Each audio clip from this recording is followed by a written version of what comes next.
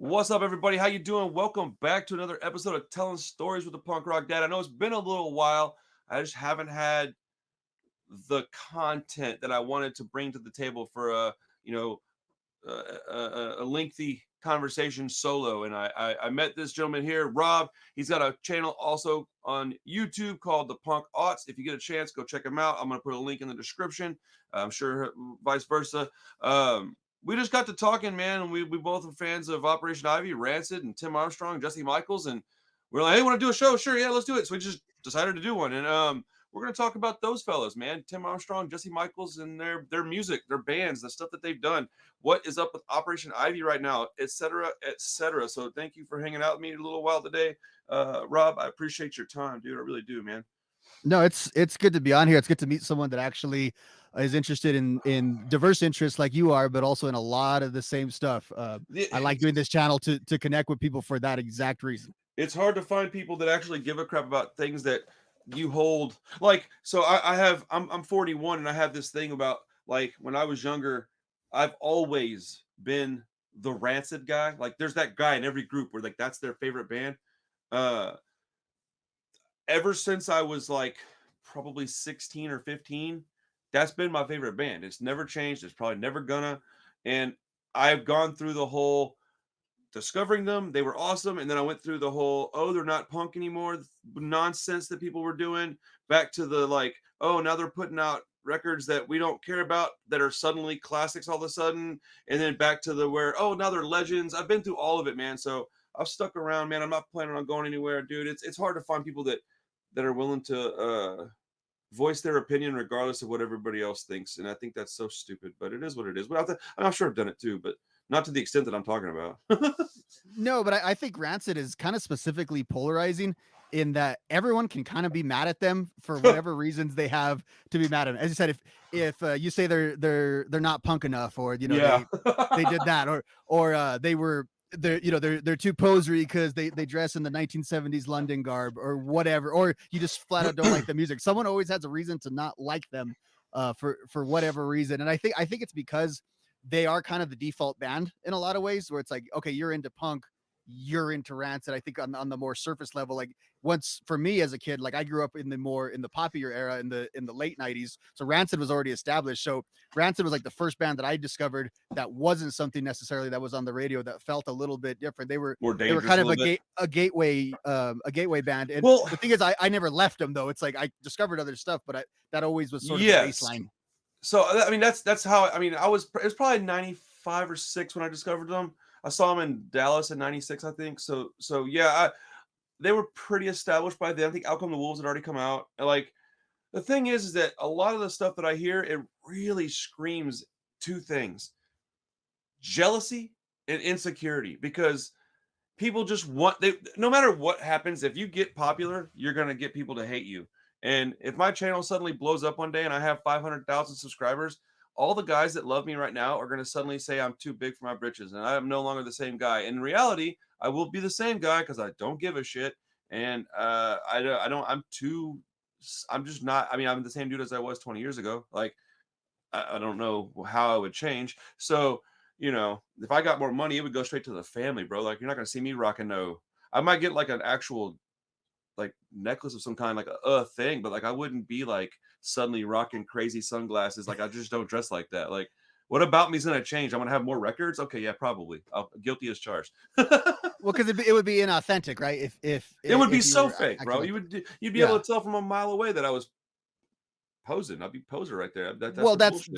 that's the issue with the poser, right? It's I mean, it's a dumb thing to say if you're over like 15 to call anyone a poser, Oh, I but love calling people regardless, posers. the point is, like, is it changing you, or is it doing something different, or are you doing Yeah, something different because of like this whole thing on selling out, which is the oldest punk thing in the book. And I think if you know bro. what you're talking about, you know what that actually means, and it has nothing to do with punk. It's There's it's nothing just to do with something your that music at all. that gets It's your, no, it's not. it's like, what do you do outside of all that? Like, that's how you know if you sold out. Mhm. If you still play the music, and yet suddenly now, instead of, let's say that you go out, and even at a pretty famous point in your life, you still go to shows, you still support local bands, you still buy local zines, you still buy local merch, you still buy from small business, and then suddenly you get really famous and rich, and then you still play the same music, you still dress the same, you still look the same. People don't even realize you got all this money, but now you live in a different neighborhood. You don't support the bands anymore. You don't buy the merch. You don't even try to order it online. You just completely cut them off, right? That's selling out, dude. Mhm. Not accidentally catching a wave. You think Green Day sold out? Nope. Green Day was just accidentally popular. Like, what are we talking about here, man? Like, it's so stupid, It's man. but it's jealousy. Like and I It talked about it a is. lot on my stream. I was reading the Lookout book, and now I'm going through the Livermore book, and it's amazing how petty people actually were. Like I think we saw, I experienced it and I participated in it a lot. I think as a dumb kid, but the actual reasonings behind it, when you get people to actually interrogate that, I think that's where it really is a house of cards, and it just falls apart. Well, I've learned how to combat this stuff as I get older. I don't talk about it much. I ask questions. And as soon as you start asking questions, like you said, House of Cards, man, it starts to just crumble. It just falls apart because you go, like, okay, here's a stupid one, right? As I get older, I find myself less liberal. Not, I wouldn't call myself more conservative, just less liberal, right? Like when I was really young, I was really liberal, right? I think we all are kind of like that, or people like us are, anyways. Mm. But there's these two girls at my job. They're super sweet. Okay, I'm not talking crap on them. They're really sweet girls. I'm like twice their age, so I've got a lot of years on them. And they're talking about how they hate Elon Musk. All right, I don't really particularly care about Elon Musk. I don't know the guy, but like, I don't have an opinion on him really. But they're like, I hate Elon Musk, blah blah. Blah. And I was like laughing. I was like, Yo, what's your beef with Elon Musk? And they're like, Well, he's so stupid. And I was like, Okay. And I was like, I mean, he's like pretty rich. I don't guess he's stupid. Like, well, how did he get his money? I'm like, I don't know how he got his money. And they're like, well, his family had money. I'm like, and that's his fault? And they're like, huh? And I'm like, so, okay, what's your problem with that? And they're like, well, he fired some people. And I'm like, from a company that he owns? And they're like, yeah. I was like, okay, but okay? I mean, like, does it suck? Yeah, it sucks. But like, he didn't violate any laws, did he? And they're like, no. I'm like, okay, then what's the issue? And they're like, I'm like, did it hurt your feelings somehow? I'm like, did you know the people he fired? No. I'm like, okay. I was baffled. I couldn't figure it out. I was like, Mm. so what's your issue? Like, well, he thinks he's smart and he's not. I'm like, okay, first off, you're wrong. He's very intelligent. I was like, but second, let's say he's just a giant dummy. How does that affect you? And they just, and I was just like chipping away. And I was like, you just don't like him. You can just say, I don't like him. You don't have to have a reason. Well, that's the key, I think, with all of these discussions. You can say you're not into something, and I take this even You beyond know? music. Like if you don't go to something, you have to say, like, say it is a show, like, oh, I don't like it anymore because they did this or they did that. You could just say like, hey, I'm 40 and I don't want to go. Like that's also an acceptable 100%. answer. I Yeah. don't like live music as much as I used to because I'm old now and my ears hurt, my knees hurt, my ankles hurt, my back hurts. I got kids. I need money for groceries. Like I don't want to put the miles on my car sometimes. I live in Mhm. Houston, Texas, bro. You know how far it is to get to a show out here? Bro, I mean, it's like a 40-minute drive Oh, minimum. Like Houston is like, have you ever been here? no, no. See, I've never been anywhere. I've lived in Houston my whole life. Only thing I know about Houston and other cities is that Houston's built this way while everybody else is built this way.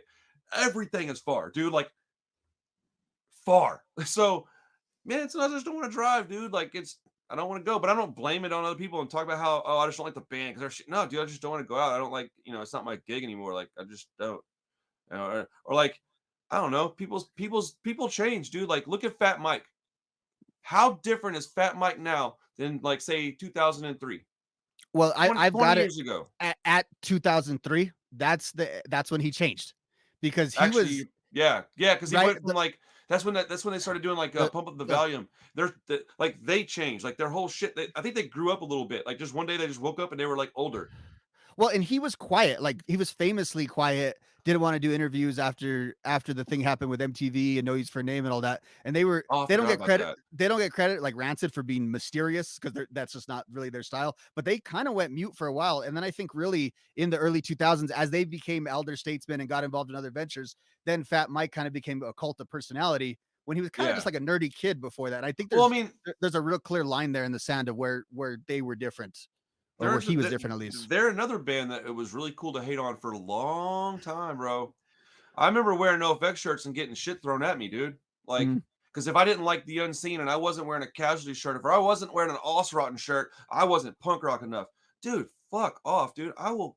Man, what are you talking about, bro? Like, I don't like shitty recordings, so I'm not punk rock enough, dude. How about this, man? I like what I want, and you like what everybody tells you to like. Think about that.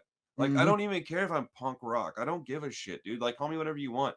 I went by the punk rock dags. I thought it was funny. Like that's the only reason I put that on my channel ever. I don't care what you think about me, man. Like, not you, the collective you, but like, especially at this age, dude. Like, what am I doing? Like, walking around being concerned about what some young kids think about me, dude. Like, come on, man. But Well, that's the thing is it's literally like 'cause I work with teenagers all day. It's the type of categorization that teenagers do because as human beings, we just put everything into a neat little category, and then so yes, you have to prove your being a punk. I will say this, being around these teenagers, music does not orient their lives in the same way, and I think in some ways they're a little more open-minded. I've noticed, and not that really, they don't discover as much. maybe. They don't, but those labels won't aren't an automatic deterrent, I think, in the same way that even I would have been, where like, oh well, that's that kind of band, so I'm not gonna listen. Where everything kind of comes at them, and so they will listen and try. Like it's not as big, and it's a little less tribal, I would say, unless it's just something that you're into. But for the normie kid, I think the accessibility is there. It's just a lot harder in Maybe general for music to reach people. I deal with a lot of teenagers too because they're on my channel, and that's my biggest group is probably like 16 Mhm. to 20, and so I deal with a lot of young people too. And I would say that I see what you're saying. I don't know if I disagree or agree with it necessarily, but I think they're just as stubborn, just as snobby, just as narrow minded because but the reason that I think that you're having that experience though, because I will say this, they don't even know what genres are what. Like they don't Yes. even understand what a genre is. Mhm. There's pros and cons to that. I'm not saying it's necessarily a good or bad thing, but they don't know what a genre is. Because I get people all the time go, "Hey, you like punk rock? Check out this kid NASCAR Allo. Have you ever heard of him? No. Go watch some of his videos, bro. He's a rapper that yells and has like spiky hair. Like Mhm. aesthetically, he's got like a little bit of punk stuff going on, right?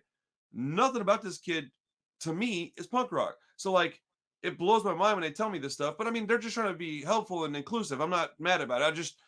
They don't really understand genres a lot. And so again, there's pros and cons to that. Maybe Well, if and I that's what I mean by it not ordering their lives as much. I think other yeah. things segment No, their yeah, I lives a think little you more. maybe you are right than I originally thought, but I just deal with a lot of fandoms, like extreme fans, and oh, Mhm. it's tough, man. It's tough, dude. Like you can't you can't do nothing right, man. There's nothing you can say to please them. Like it doesn't matter what it is. Um, and it sucks too, because like I'm a people pleaser. Like I like to make people stoked, and like no matter what you say, you'd be like, man, it's nice outside. They're like, yeah, but it's not nice enough, and you're like, oh damn, bro, like, But eh, I all I made right, a video on the Offspring, and the title and thumbnail is "The Offspring Get No Respect." But my thesis at the end was, "Hey, these guys were pretty important. We should probably respect them a little more than we do and give them their credit." yeah, People kind of see that title, right? And they make the assumption, and it's like, "Oh, I can't believe you don't like him. I can't believe you're hating on him. This and that." It's like, well, did you watch what I did? Did you yeah, understand what I did? And it's that'll like, happen. no, it's you're doing stuff quick. The no effects videos though have a nice mix. It's the most comments I ever get that it's in the held for review section that Hmm. YouTube scoops up. Yeah, And I turned and I that think off. it's like a wide variety. I feel like with them specifically, where I wouldn't think of NoFX as this band that has that level of reach because they're big, but not Oh, they're not the cutest huge, band bro. ever. But No, they're but you huge, dude. yeah, but I mean like in my head, I would think a band that was bigger would be the one that you would get the comments of. But NoFX again, that's a band people care about I one was way gonna or the say, other. yeah, bigger. Yeah, The passions are what's your there, criteria to meet of bigger? So like, right? NoFX has more diehard fans than Offspring does Hmm. for sure. And I like both bands. Um, bro, don't ever make the mistake of just mentioning that you don't want politics in your music. Like I said that once, like just like in like I think I said it the wrong way because Hmm. like because people have this thing about if I have anything to do with punk rock that I have to have political music in my life. And I Yeah. think that's nonsensical because punk rock wasn't political when it started. It just Hmm. wasn't. It became political and then it felt out of political. And then I guess it's kind of coming. I don't know. But I was listening to the decline on my channel and I was like, God, this song's so long, dude. And I was like, it's just this political whiny. I was like, I don't want political music in my life. I don't have time for it, man. Like I look at it's like movies. I watch movies strictly to be entertained. I don't care about the cinematography very often. I don't care about the music very often. I just want to be entertained. With music, punk rock was my outlet, not for political reasons. My outlet as in like a person. Like I just wanted to be Hmm. able to express myself.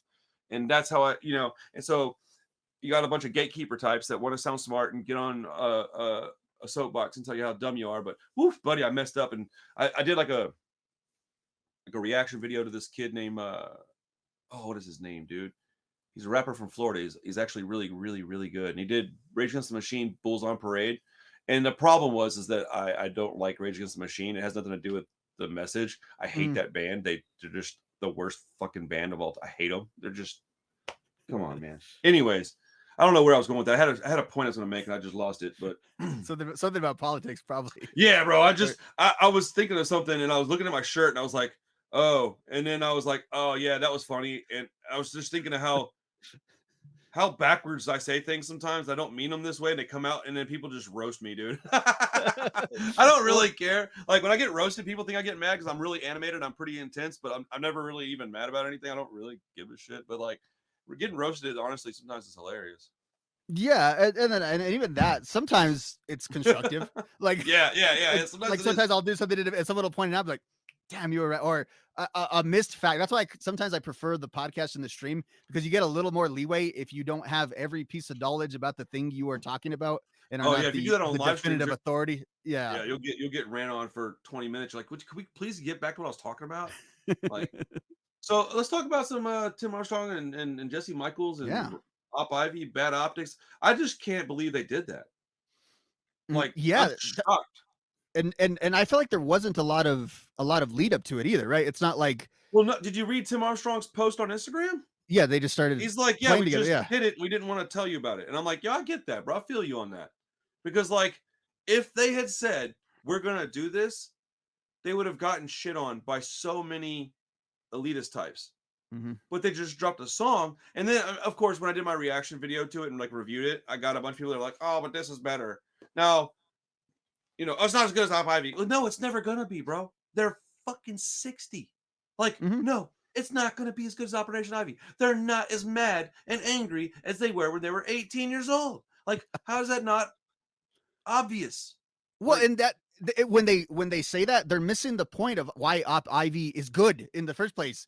It is that youthful part of it. Like, their LP's named Energy for a reason, and they have the live show and all that. I think that's where I'm always not totally into them reuniting. Like, if they ever play together again, I will be there. I will jump on a plane and be there. That's where I don't necessarily want it. Yeah. So I understand the reasons, I guess, is what I'm saying. I think I am 100% in agreement with what you just said. I don't think I really want them to, but if they do it, I was only fucking 5 when they started playing and 7 when they broke up. So yeah, I'm gonna have to go see that. I would rather them just be Bad Optix and then maybe do like 2 or 3 Op Ivy covers and then see that. Like, maybe do like a couple of their bigger songs and then just do it for the fans and then play new material, and I'll just experience that instead, because I think I'll have more appreciation for that, and I think it'll be more genuine. I do think that I have a lot of faith in Tim Armstrong, man. People don't like that guy. I don't care. I love him, man. He's a rad dude, and he's probably the best punk rock songwriter in the history of human beings. I can't see how you can compete with him. Like, I mean, even there's stuff that people don't even realize he wrote that would blow people's minds, dude. He's credited as a writer on Britney Spears songs, man. Come on, dude. I mean, he produced an album for Pink. Like, I mean, that's insane. It is insane. And then he also discovered stuff like Dropkick Murphys. Like, dude, come on. Like, Leftover Crack wouldn't have been anybody without Tim Armstrong. Produced early AFI. He did all that. Yeah. Dude, you want to talk about AFI and stuff? Look at we got Nitro Records, we got Adeline Records. We wouldn't have One Man Army without Green Day. We wouldn't have AFI without Offspring. Man, I hate people sometimes, bro. They don't know how to appreciate shit. Go read something and then come back and talk to me, man. Well, and I think that, because I think people intuitively who know a little bit would say, well, yeah, Green Day was big and a lot of stuff spawned off them. I don't think they realized the direction of influence that went. I don't think they realized, like, no, Op Ivy blew up and Green Day is like a junior band to them in that initial scene as far as influence initially. And that's where Op Ivy, because they never actually reformed, doesn't always get that Godfather status that I think they quite should in that way. They literally started a whole genre. I don't see how anybody can not give them. Yeah, multiple genres too, because like we have third wave ska in the 90s. That was them. We have the poppy punk from the Gilman Street stuff. That was them. They obviously spawned a lot of what Rancid did with the Clash influence and all that. That was Yeah. them. Like all of those tree branches, plus many more that you were talking about, all comes off of them. It's just hard because they got one album. They were together, what, a year and a half, and broke up before anyone ever got sick of them. And that's something that they have over every other band that's like ever existed. You know, and that's good. We need some bands like that.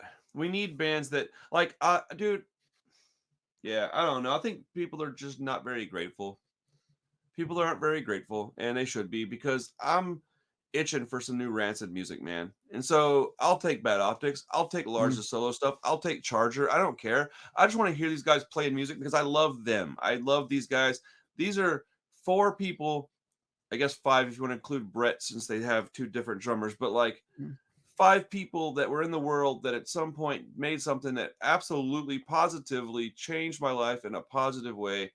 And I can't say that about very many people. And so I just Mm-mm. want to hear him play music, man, whether you like it or not. Honestly, I don't really care if people like it or not. I'm gonna like it. Do I like every single song? Nope. There's even an entire album I don't like. I don't like the 2000 Rancid record. That album's terrible. Like, I had the second to last on my list on my Rancid rankings, and people did not like that. And you know what? oh, then I'm The gonna do a argument Rancid ranking video too, and I'm gonna put it dead ass last the argument because was it's their most hardcore, but that doesn't make it a better out. no, Like that's their most poser ass album they've got. it, it's Well, it's let's their show midlife everybody how crisis punk rock album. we are. It's their midlife crisis album. That's what it is. Yes. Yes, that's exactly what it is. Like, it's got like two good songs on it, man. It's their most hardcore album. I don't want a hardcore. I want melodic music. I want Rancid. Like, if I want a What makes hardcore, go Rancid listen. Rancid is that. Yeah. Yes. Yeah, I agree with it. It's the songwriting. The punk is, I wouldn't say it's not fake. That's not what I'm meaning, but it's more of the veneer that gets you there with Rancid. I Yeah. don't like Rancid because they're a great punk band. I don't necessarily think of them in that No, I way. It's like an added Rancid, perk. and they're a great punk band. Yes. Yes, Yeah. yes, Yeah. exactly. And I think that's why their songs honestly translate into so many different formats, and they can put out these acoustic versions, and they can Well, be covered. That's they're storytellers. yeah, and as you said, I think Tim's probably the best ever at that. I Within the mean, genre, I think for sure. I mean, there's I other would be guys, but hard pressed to find somebody better. Like, mm, I mean, especially for the longevity too. Like yeah, I mean, to have written with Op Ivy, in the late '80s to still be doing stuff now. That's to it's be pretty producing like the incredible, man. Interrupters and I mean, chart topping bands. I was talking to the so I was walking out of a or no, I was walking into a like a little like I don't know what they call them in your area, like little corner store over here. Mhm. And this dude was walking out. And if you had looked at the two of us, you would have thought there is zero chance these guys have anything in common. And he was wearing a shirt that said something on it about reggae music. And oh, cool shirt. That's all I said to him, right? And he goes, ah, yeah. And then out of nowhere, he goes, oh, you ever heard Buju Banton? And I was like, actually, my favorite band's done a song with him. And he was like, what? And I was like, yeah, you ever heard Rancid? And he was like, no. So I wrote a bunch of stuff down and gave it to him. Like, that's the kind of stuff that band's done. Stuff like that. Dude, who Mhm. else has done that, bro? Like, man, my whole life is like shaped by this band. It's kind of weird, honestly. I'm probably like too much of a fan if you want to be realistic about it. Like, it's kind of crazy how much my life has been shaped by this one group of people. Mhm, and I think it's a big tree too because, I made the joke on my stream a few weeks ago, like the Rancid extended universe that was going on, especially Good. in the early 2000s, where every summer there was a new like Rancid related thing I would look forward to, whether it was the Bastards, whether it was the Transplants, Oh, dude. I mean, I'm Devil's telling you, dude. Brigade, all of the every year there The was something. distillers, then you have interrupters, then you go, dude. I'm telling you, bro. Like, if you took away Rancid and the effect they had on music, punk rock would be significantly different. Mhm, Like significantly, like a lot, like way different. If you took away, because that would mean you taking away Hellcat Records, you're taking away Rancid, Large, all that stuff, take away Transplants. I mean, dude, I'm from Houston, bro. Paul Wall did a chopped and screwed version of a Transplants record. I literally couldn't believe it when I was looking at it. I was looking at it and I was going, because I'm from Houston, bro. I listen to a lot of rap because I'm from a place where it's kind of a thing, right? And so I've been like looking at this record, I'm like, wait a minute, Paul Wall knows Tim Armstrong? And I'm like, I mean, it blew my mind. And he absolutely does know him. They're very much friendly people. And I was just like, what is happening, dude? Like, I felt some kind of way about it. It really felt special to me because down here in Houston, bro, we don't get no love, dude. Like, if you're not from New York or California, I mean, you probably feel it too where you're at. mhm. there's no love in anywhere except LA or I guess California as a whole, and then the East Coast. You know, if you're not from one of those places, you're not cool in them. A lot of bands don't even go outside of those places. No, it's like flyover country. Every time I'm looking at a tour list, I'm looking at Texas, I'm looking at Oh, Arizona, and it's like, oh, yeah. okay, are we gonna get there? Yeah, it's so frustrating, man. Like, but whatever. But so when something like that happens, it's special to me, you know. And I really thought that was cool, man. Transplants blew my mind. There's still never been a band like them, dude. Like they that's another band like Op Ivy, dude. Like they're like they came out, they did something, and it's never been replicated. You can't repeat that. You can't They play, age they age well, don't they? Though, like considering what modern music looks like, I bro. think they It's age so very strange. well. I Yeah. was playing them the other day on my live stream, and somebody's like, "What is this?" Like some 16-year-old kid, and I was like, "Bro, you got." I said, "You don't even understand, dude." I was like, "This is stuff that my guys were doing in the late '90s, early 2000s," and he was like blown away. And it was cool, man. It's cool to pass this stuff down, man. I just love talking to somebody else that likes the same music I do because on my channel, that one of the things that I like about it is that it's so diverse. But one of the things that sucks about it is that it's so diverse, man. I get a lot of kids that they don't know it. They're not being mean, they're not being shitty. They don't know it, and they don't have nothing to celebrate because they're half my age. They weren't around when Out Come the Wolves came out. They don't understand the significance of that album. So like even when they hear it, they like it, but they don't understand it like I do. And so, I remember having to listen to it on cassette on a Walkman with the blanket over my head in my Mhm. bed so my sister didn't wake up. Like there's just parts of life that they won't get to experience, and vice versa. There's things that I don't have any idea about that they're dealing with. So, but how do you feel about Op Ivy though? If they get together right now, what like or do you think they're even gonna? Because I don't think they're gonna. No, and I think they're gonna stick to that. Like, I believed Axel and Slash would never get in the same room together, but then That's eventually true. there's enough cash to do it. I don't think this is that kind of situation I don't because think these it's are the guys for that, man. Not for well, the and cash grab. it's never been like they don't get along. Like they were literally teenagers who'd be like, okay, we're not having as much fun anymore. Let's do something else. So it's not like it's been this burden on them. I don't think the same way that it would for those other bands that they're leaving that much on the table. And they know, like I was reading this interview with Jess Michaels from about a year and a half ago. He's like, oh, we didn't realize we were famous till like 3 years after it was over anyway, because we kind of felt we were another Gilman band that broke up. So That I makes think perfect sense. they know they know the power they hold with not getting back to. I mean, they're going to keep people like us talking about them, keeping that mystique up, which is going on. Op Ivy and the whole Rancid crew, I would say. The mystique is such a big part of the band. There's like this kind of mysteriousness to them. They do so many things aesthetically in the black and white, and I think Op Ivy's another piece of that because they're just the legend. They're almost not real. Like, and this is the closest we're gonna get to see of them being real, but they are making it clear that they're not Pantera saying it's Pantera. Like they are doing it. They're doing Bad Yeah. Optics. That's what it's gonna be. They would have to have Matt Freeman involved, and I don't know that he wants to do it either. Because Mm, if he's not involved, then it's somebody else. Then it's not Up Ivy because he's still alive, he's still around, he's still playing music. mm. And So again, it's not like he's in exile. Him and Tim are no, literally in no, no, another no. band. Yeah, Yeah. yeah. Like it's just he's like not really trying to do that right now. Like I got other shit to focus on. Mm, Um, I get so much of my style from Tim Armstrong, dude. Like just like I'm an artist, I create things, and I do clothing, I do screen printing, I do paintings. And if you look at my label, my everything I do, man, it's so funny because it looks so much like Hellcat stuff. Like it just does, man. Like ain't nothing I can do about that, bro. It's just what I grew up liking. yeah, But there's like I call it a Hellcat filter on Photoshop where I press on accident and everything goes that inverse black and white. And I was like, okay, there you go. That's see, I learned how to see. I don't know how to use Photoshop, so everything I do it by hand. I have to do it all, but I do it. But I do make it look like high contrast black and white stuff, mm. and that's what I love. Like my The logo is a high contrast black and white butcher knife. This is knife crime. It's back in yeah. the day, all the Hellcat samplers and the records would always come with that mini poster. Oh And yeah, I'd bro, have love those it. all up over the room, the give 'em the boot one, and that's how you'd start studying the bands that I didn't really know about.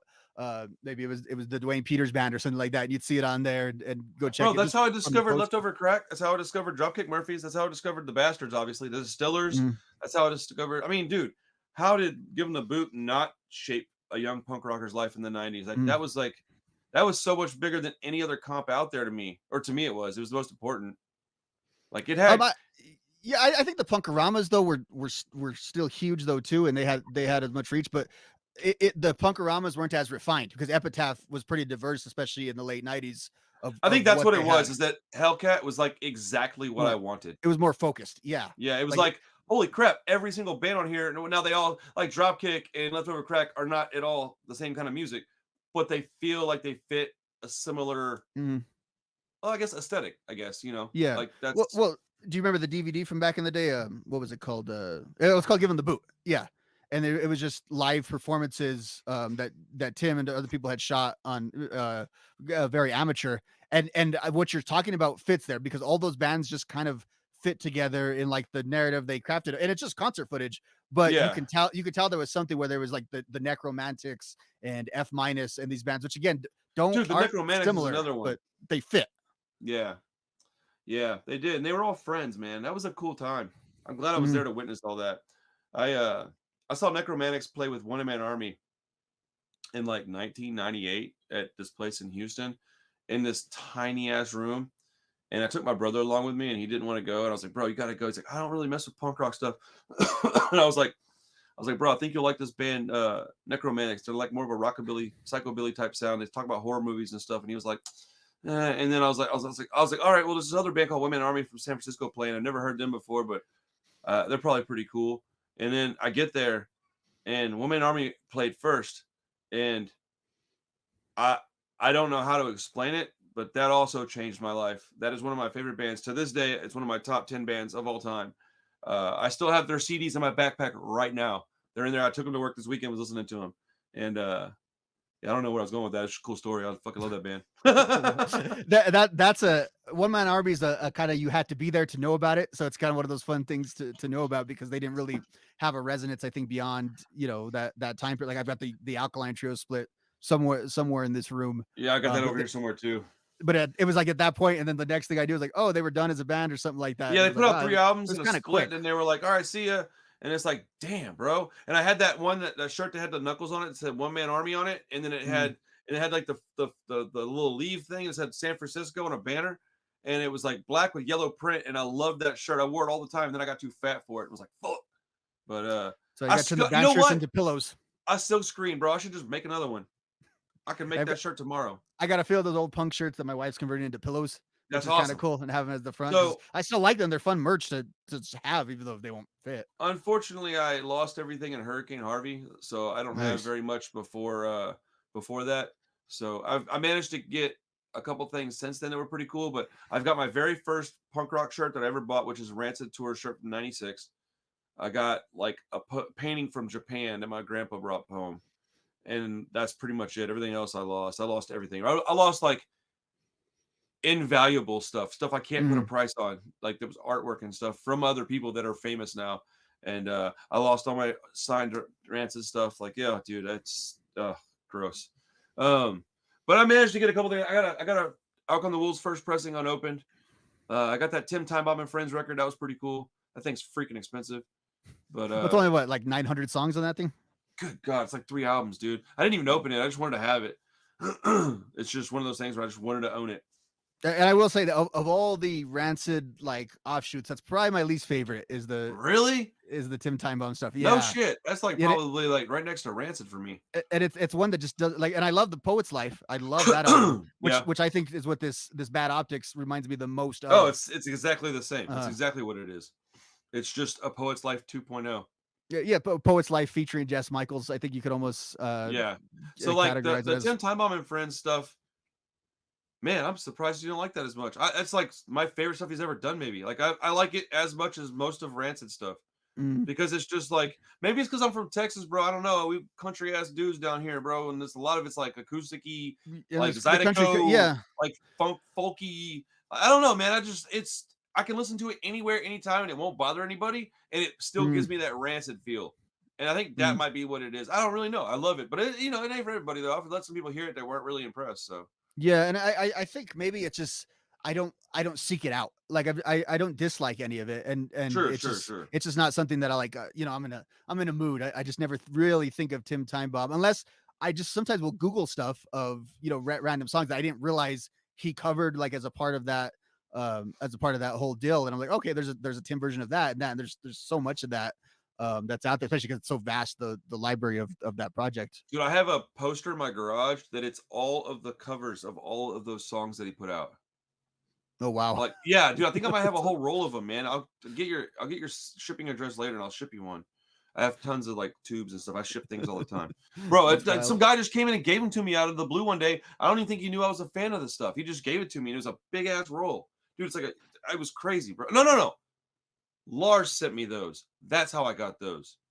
Lars sent me those. I talked to Lars on the phone a few times because it's the weirdest story, man. I had a comic book shop and he was selling things online that were comic book related. My wife saw it and was like, "Hey, you should try to get these. You'd really like that. It's Lars." And I reached out. And he's like, "Oh, they're already sold, but I got this other thing. If you're interested, there's some horror mags." And I was like, "Yo, much rather have that actually." And so I bought them from him, and he shipped them to me. And then I bought some other stuff, and he shipped me. I don't remember why he sent me the posters, but he sent them to me with some other stuff. And then one day we're talking on Instagram, and he's like, "Hey man, it'd be a lot easier if I could just call you." And I was like, "Yeah, right." And I was like, "All right, buddy." And so I give him my phone number, and then like 5 minutes later, California phone number comes through, and I was like, "There's no way that this is Lars on the phone." And so I answer the phone, we start talking, and like he remembered me telling him about this tattoo. Like I showed it to him in like 2001, dude, like a long time ago. And he was like, "I remember that. It was at Fitzgerald's." And I was like, "What?" He's like, "Dude, you're crazy, man." And he was super nice to me, man. He's super awesome dude. I've always been trying to get him on the show, but he's busy. Yeah, yeah.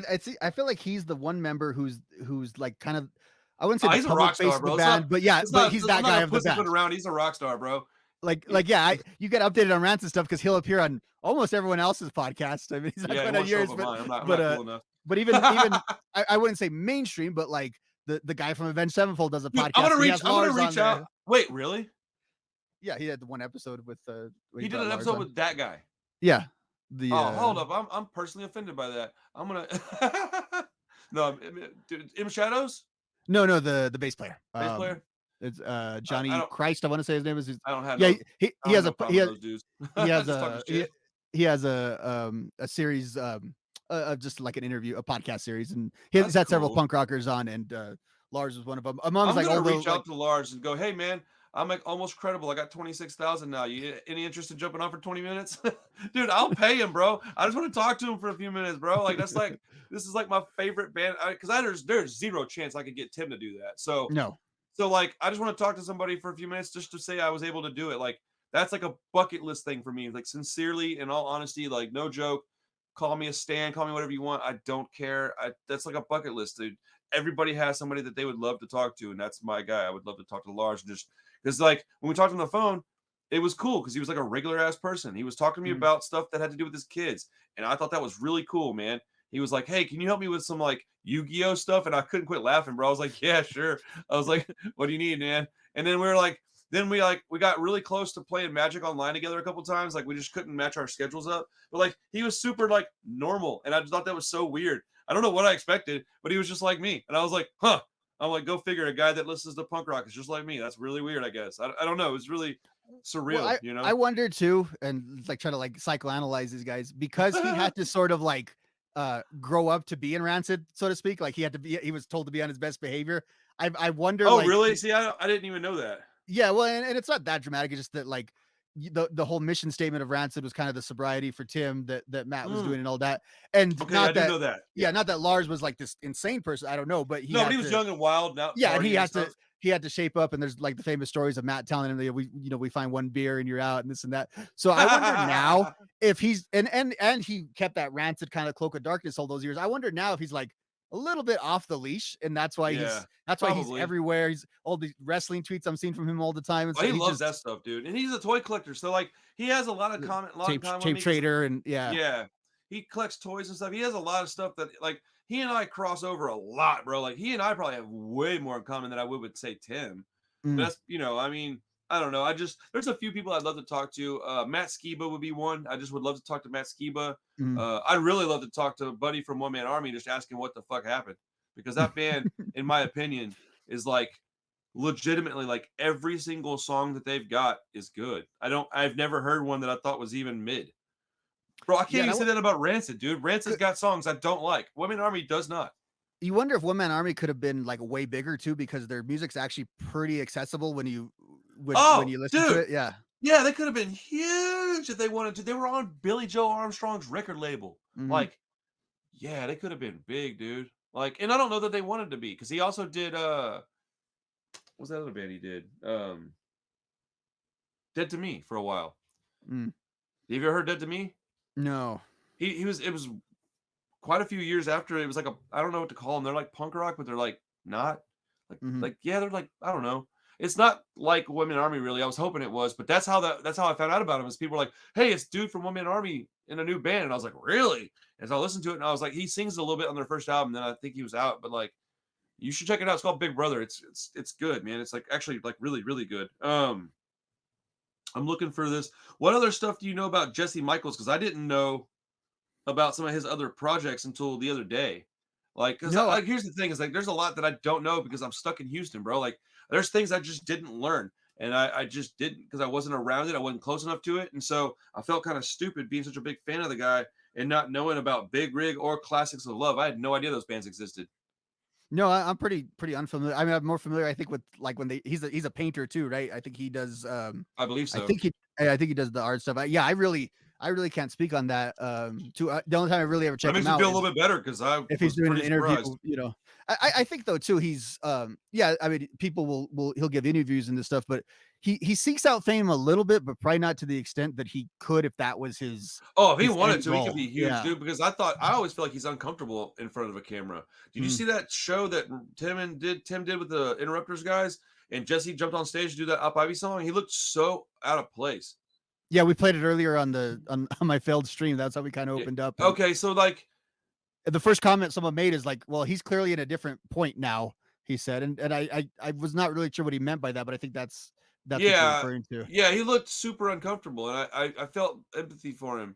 He got into it a little bit. It took him a few minutes, but I think that was really impromptu. I think all this was an accident, dude. I don't think any of this was Mm. planned. I don't think Bad Optics was planned. I don't think that show was really planned like that.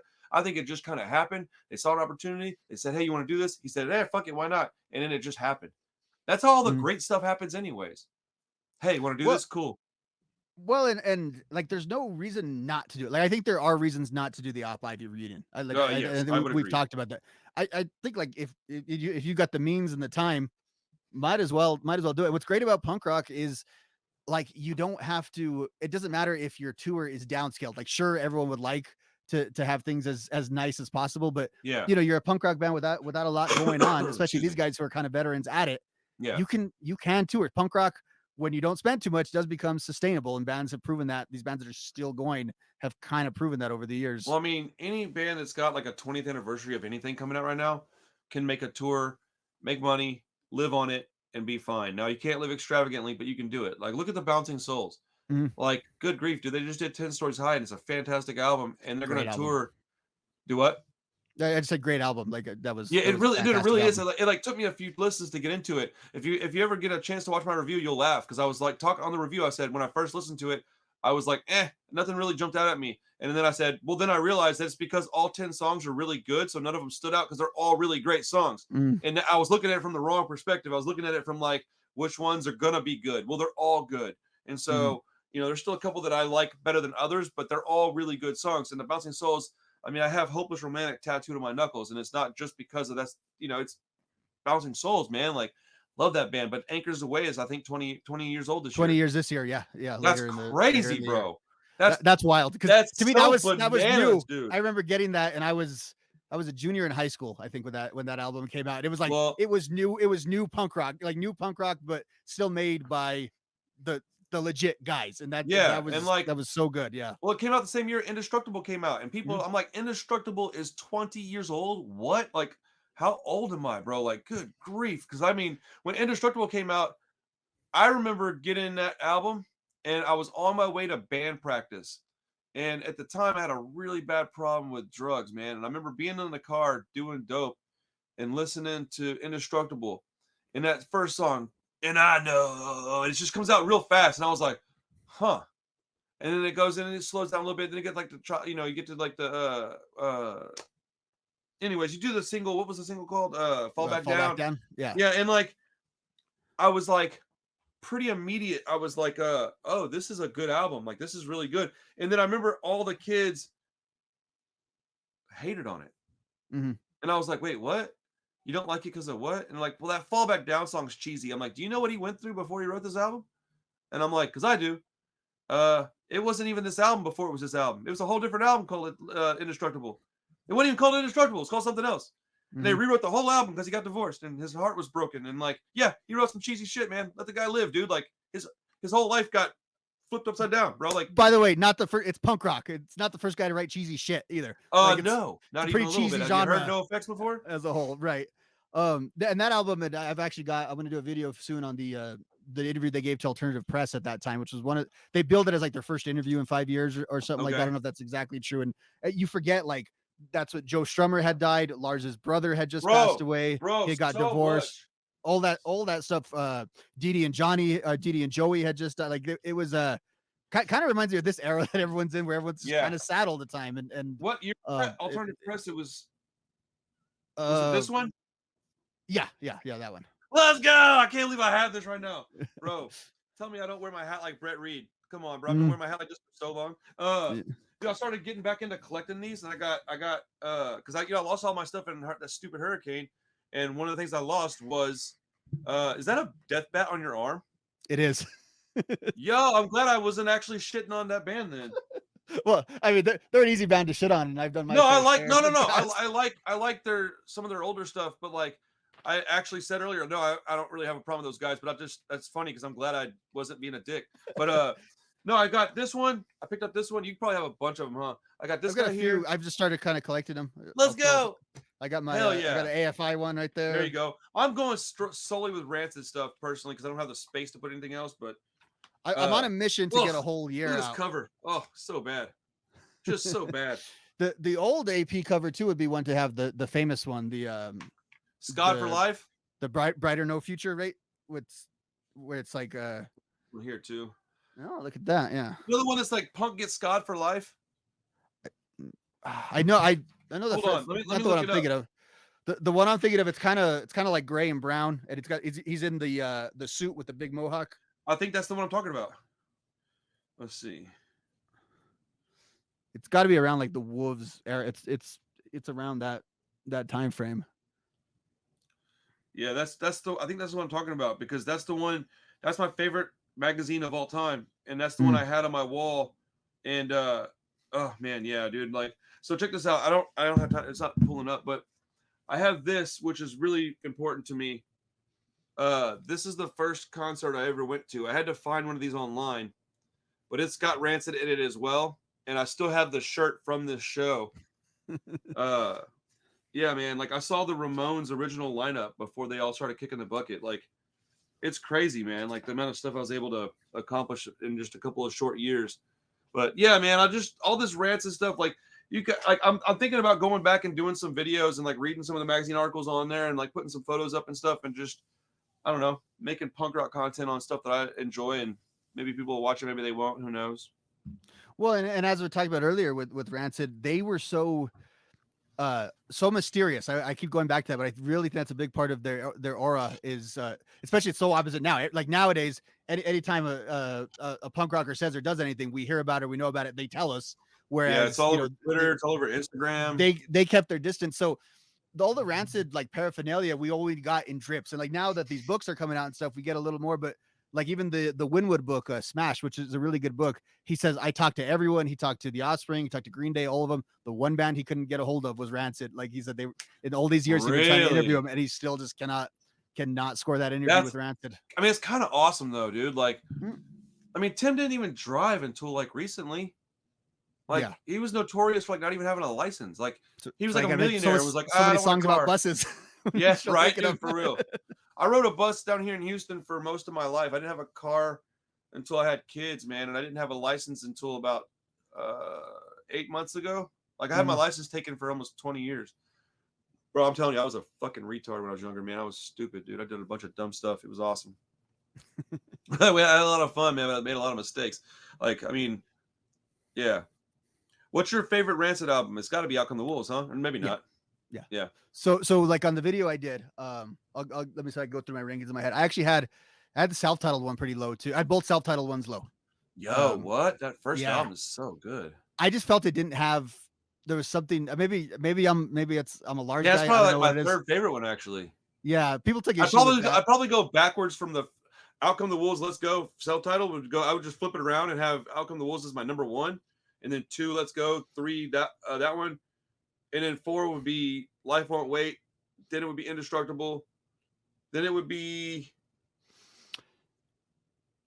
very last is going to be that self-titled 2000. That album sucks. I had Dominoes pretty high on my list. That was a bit of controversial take. Is pretty good, but I don't like it any more than I like the other 2 that they put out after that. The other 2 I thought were awesome as well. See, and I didn't rank those kind of fall in the same.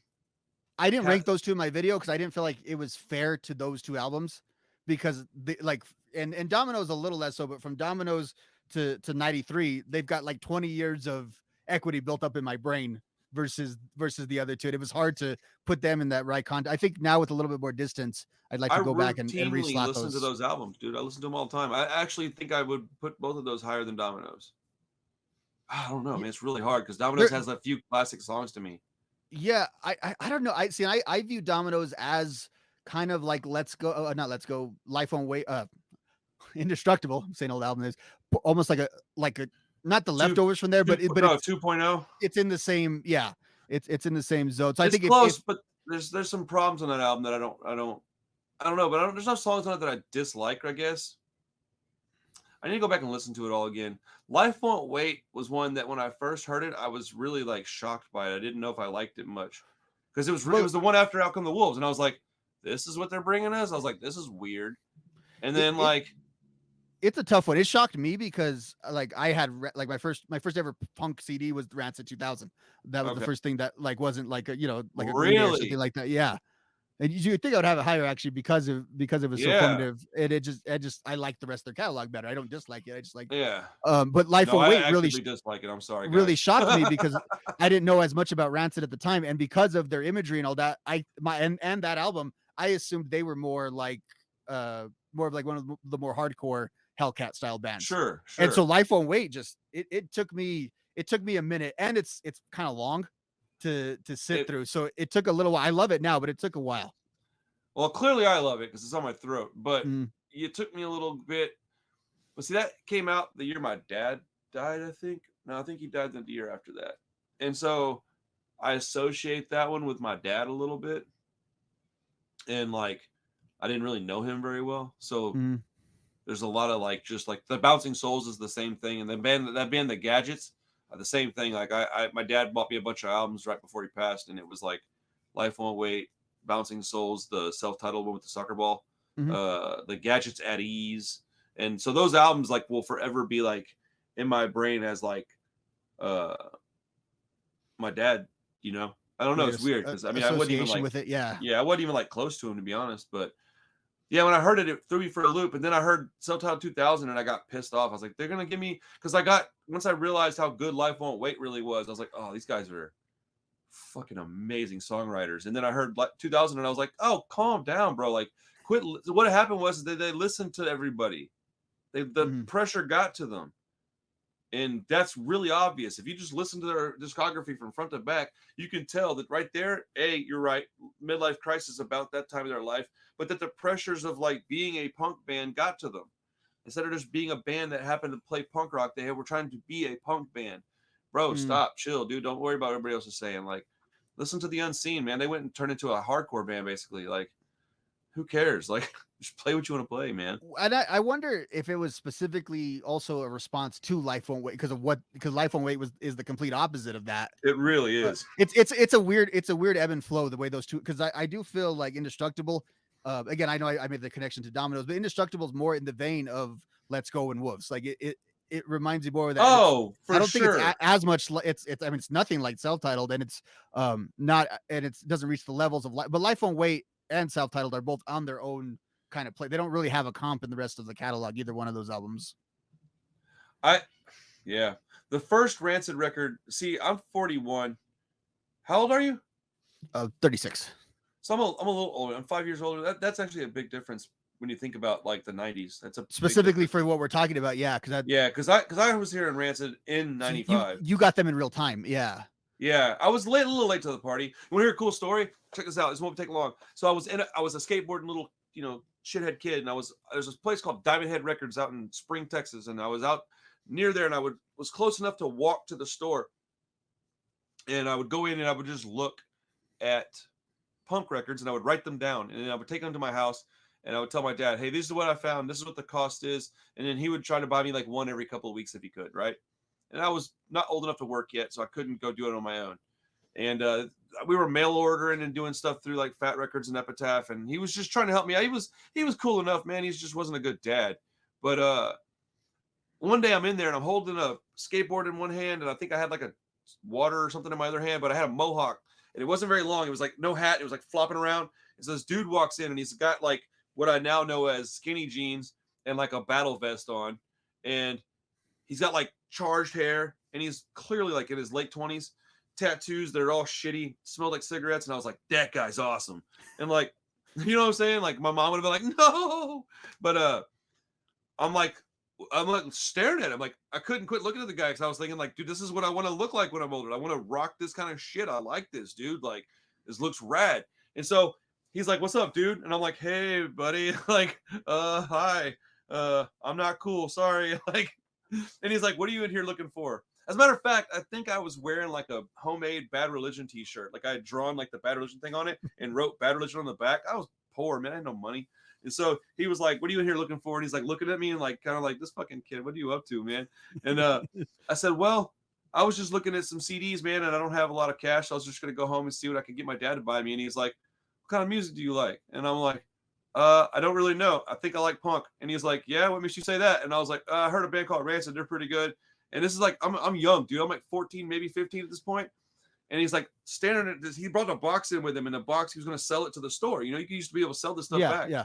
And it was all cassettes. And he's like, hey, man, you care if I give this kid these tapes instead of selling them to y'all? Because, you know, the store will make money. As a small business owner, I know how important it is to have people bring you stuff. And so looking back on it from now, I look exactly how important that was to that store owner.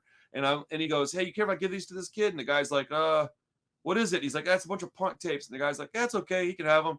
And so he goes, here, kid.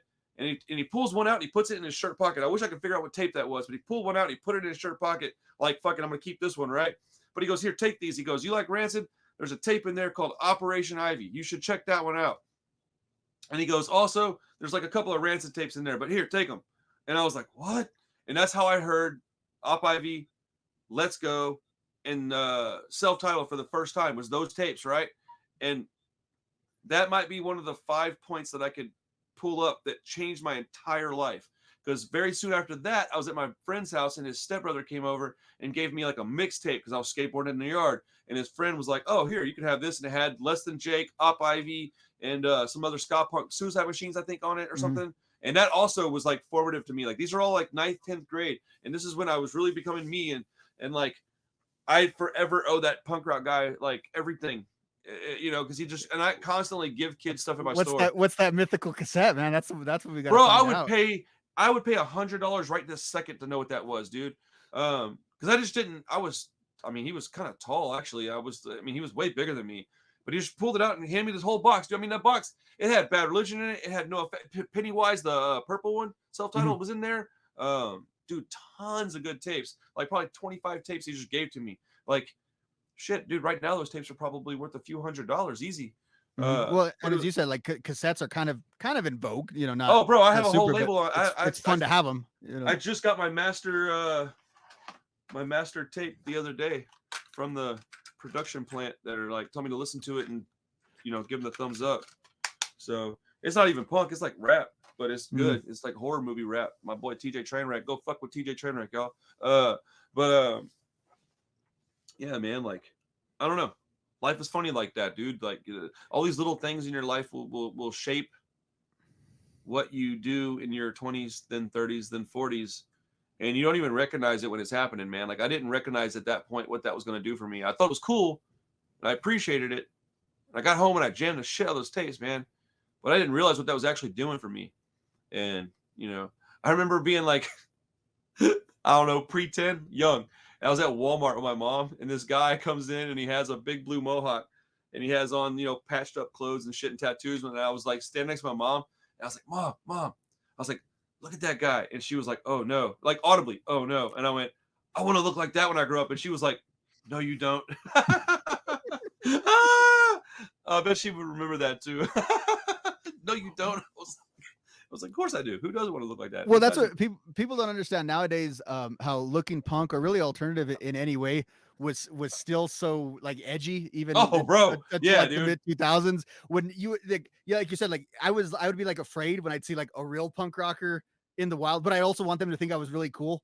Whenever I'd be I there was like, at the CD shop. I would say that I was like right in the middle of that. Like I wasn't quite that, but I was bold enough to have neck tattoos at 19. Like I didn't give a Mhm. shit. But I also wasn't cool enough to have like the big spiky mohawk. I never could rock a mohawk like that, dude. I just didn't. I've always worn hats and like cargo shorts. I never wore stretch pants very much. I've had a pair occasionally, but like I've been more of like a Dickies and t-shirts type of dude. But yeah, I feel you. I remember seeing those guys and be like, shit, I hope they think I'm cool enough to be like hanging around. And I remember one time I got made fun of because I was driving up to a show and like my window on the back had stickers on it, and I had made them all match, so they were all like red vinyl. And I Yeah. guess that wasn't cool. Like they were supposed to not match, but I was like, what? And I had like Rancid, No Effects, US Bombs, but I had like I spent the time to make these. Like it was way more punk rock than going and buying them. And like, Yeah. but I was still looked at like a dork, and I was like, fuck, what in the world's going on? I couldn't figure it out. I was like, what am I not understanding?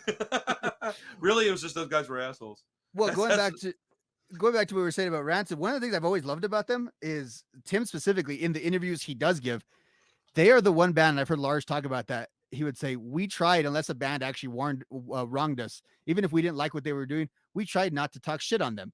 And he said because I think he said at least they're fucking doing it was his exact quote. Like who cares if they weren't punk enough or they were a different style, they were still doing DIY music. At least they were doing it. And I saw there's a film. It's on all the streaming services. Like I think it's called Punk's Not Dead. And Tim does give an interview in there, and he just says like who the fuck am I to tell other people what they're into or what they need to be into, because I was that kid, and I was like that's informed so much, I think, of how they operated too, even though they did sort of wear that punk crat as kind of a uniform, but I think they understood it in a much different way than the people who quite frankly just don't think that deeply about it actually did. And I've always appreciated that, and it's probably why they're able to work with such a diverse set of artists and have an eye for talent.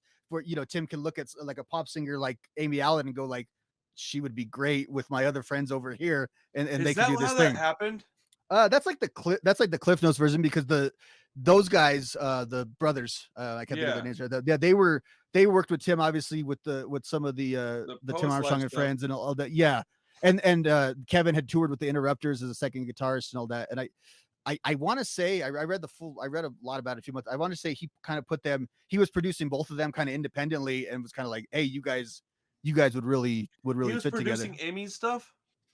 He was either producing it or was just kind of around. I don't know if he was actually a producer on So it. was she like into punk stuff before that? Because I've seen the photos and stuff, and she didn't really look like she might be. I've watched her, I've listened to a little bit of her music. It's not, I mean, it's not punky at all. No, it's She singer songwriter stuff. It's closer to Taylor Yeah. Swift than it is Rancid. she talks about being into punk, but I don't get Oh, the okay. impression it was like her 1A thing.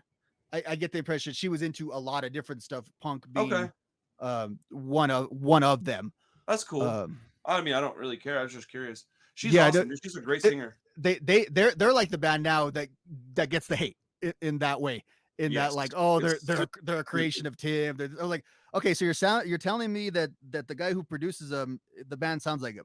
So you're telling me, are you gonna say No Effects is a creation of Brett Gurwitz, because they sure early on especially sounded a whole hell of a lot like Bad Religion. They'll or tell you know. that they just took their sound and did it. That's I mean, they literally stole Bad Religion's sound, and They just like, couldn't. They just weren't good enough. They always say we Yeah. weren't good enough, so that was our sound. And so that kind of drives me nuts. With like, and so what? Even if Tim is the puppet master, like, does that change? Like, it's music that Tim's producing. Like, and I like Well, Tim Armstrong. Yeah, like what's the problem with that? Like, I mean, he's getting a little bit older.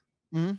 I mean, like, wouldn't you rather him be part of it to some extent? Yeah. Like I would. You need to get out of here. In a few minutes. Okay.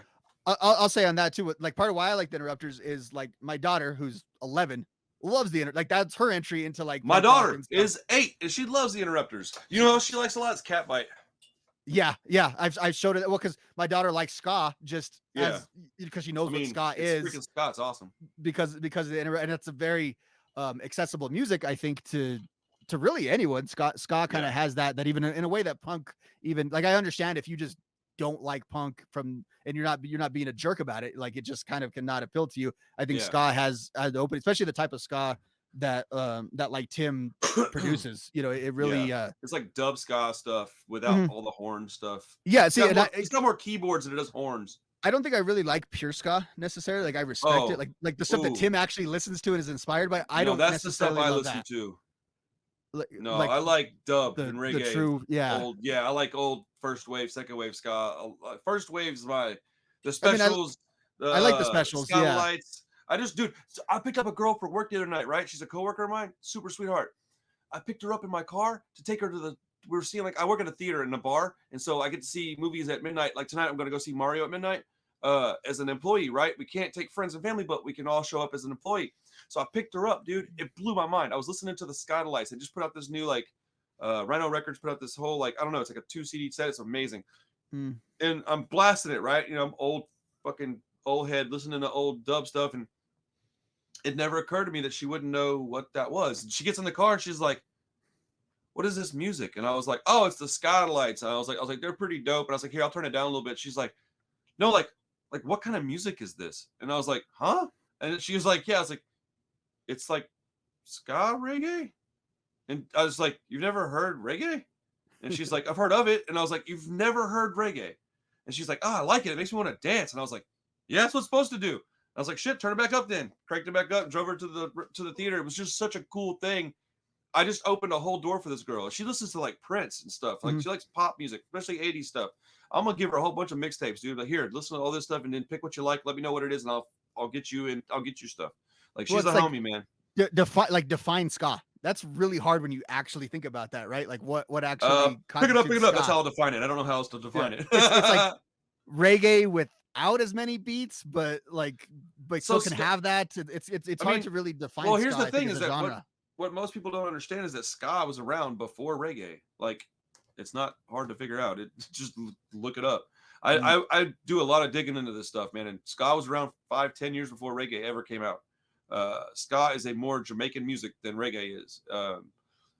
Not by a lot. It's just older, but like Mm. it's almost the same thing. Uh, Reggae's got all kinds of stuff in it that ska doesn't have in it. Ska is basically a stripped down reggae. That's why it's older. That's why it was simplified. You start adding, like, dance beats and rhythm that you get reggae. Mm. But a lot of folks don't. They think of ska, they think Real Big Fish, and that's just not really what I think of as ska. Mm. Save Ferris. I don't even really think. Oh, I took my daughter to her first show, and it was Streetlight Manifesto and Catbite, dude. It was fucking awesome, dude. It was like one of the greatest times of being a dad. Like, I was so proud of, like, me doing that. I was like, let's fucking go. My mom would have never done that shit for me, man.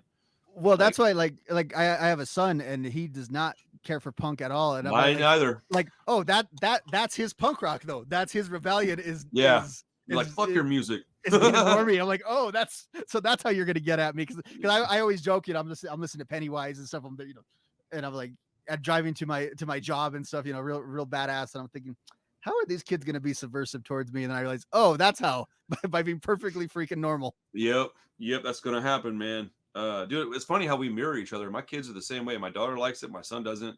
My son's older than my daughter by about 16 months, though. And I have a baby, too. I have a little 2-year-old. Mm.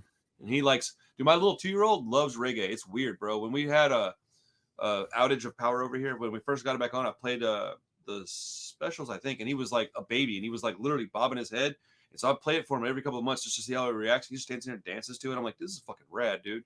I hope he stays into that stuff. I mean, there's likely no chance he does, but right now he thinks it's awesome, and that's cool, man. But yeah, dad's music will be cool for a while at least, right? Right. Hopefully. I know you gotta get out here soon. What are your thoughts on doing like a regular program? We could talk punk if we can talk about a specific bullet point. Like I've been looking for somebody else to talk with more often. Yeah, and I need content that's a little more like my content, it goes through all these phases and stuff, so sometimes it takes a while for me to upload. So I need stuff that's a little more. That's why I started doing the stream, so I can kind of pick up stuff. Yeah, I feel you. The real, but yeah, I mean, even if it's like every 2 weeks or something, would be dope as fuck, man. I would be so into that. Yeah, I wouldn't mind that at all. Yeah, I would love to do that, man. I really enjoyed talking to you, and I would love to hear more about more stuff that you like. I know you have time crunch, so do I. So I would love to hear more about things you like, and I'd love to talk more about Op Ivy and stuff. And there's going to be new music apparently, so there's stuff for us to cover. And I mean, So yeah, I think we'll have ground to and if when we're not kind of filling anything current, we can always just take a deep dive into oh, a single bro, subject or something. yeah, dude. You know, what I was thinking is like if because I was already debating asking you this, and I was like, well, let me get to see if we like get The along well vibe, first. yeah. Yeah. And then I thought, well, if you're interested in that, it gives me a reason to order some of those books you're reading because I did see some of your stuff. I was watching it, and I would love to read some of those books, but I would need a reason to because I'm really just stretched thin on time.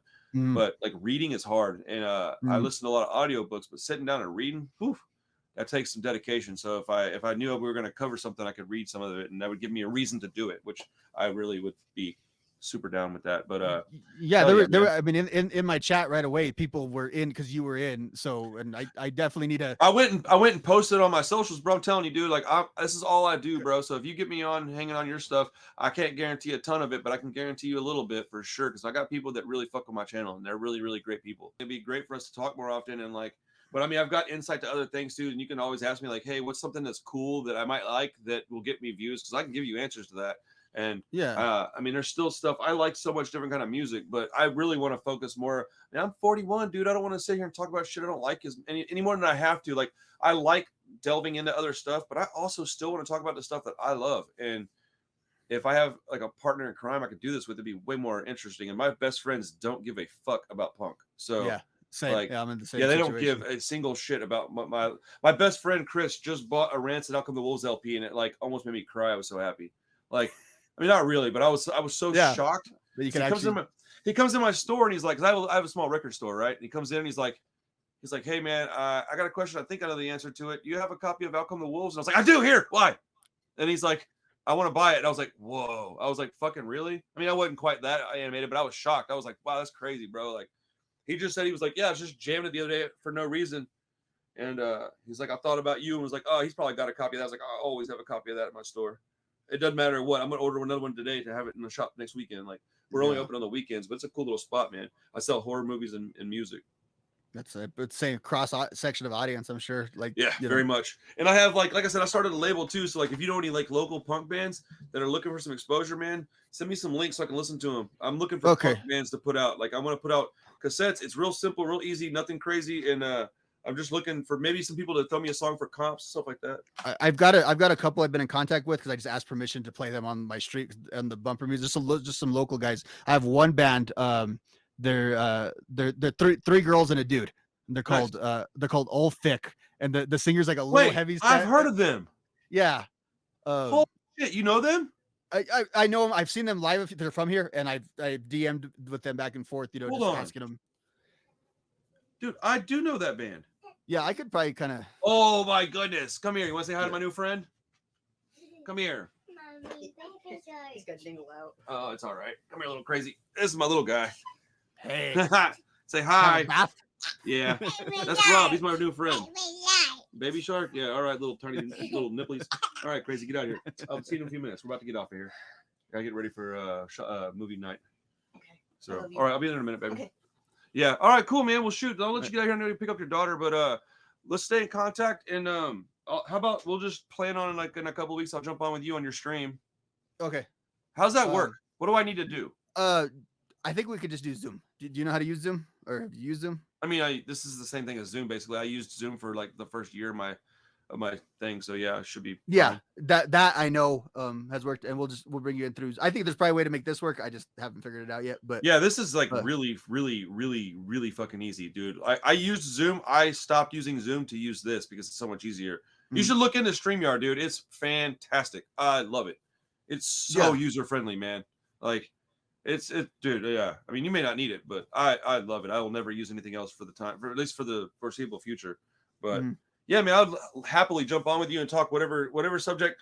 If you have something in mind that you want to talk about, let me know like a couple days in advance so I can just do a little research so I can just kind of have my, stuff that I. Yeah, let me brainstorm and then I'll kind of get back with you and then we'll start kind of getting the ball rolling on doing this regularly. Hell yeah, dude! All right, everybody, thank you for hanging out with us, man. What's up? No, later. Oh, no, bro, I heard something different. My brain's like, got you again, fool. But yeah, this is Rob, the punk odds. Go check out his channel. Yeah, look forward to seeing him again, and we'll be back with another episode of Telling Stories with Punk Rock Dad as soon as I can come up with an idea. All right, love you guys. Peace.